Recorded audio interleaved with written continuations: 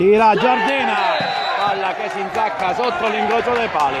Si toglie una grossa responsabilità Giardina a mettere in gol la rincorsa sul pantano del Carlotta Bordonaro. Parte il numero 4, il palo! E il Canicattì che va a vincere il titolo regionale.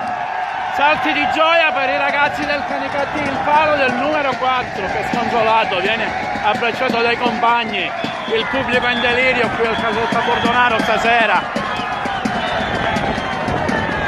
Grandi festeggiamenti per i ragazzi del Canicattì che si aggiudicano i calci di rigore per l'ultimo anno,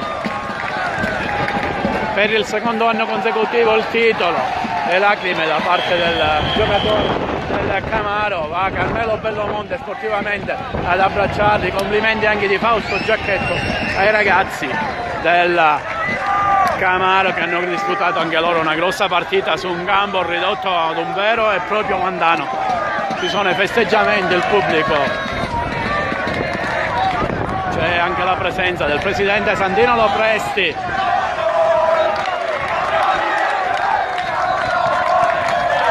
Canicattì nuovamente campione regionale.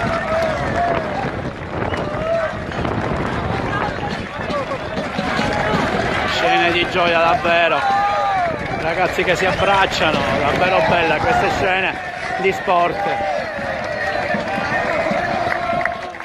di puro sport.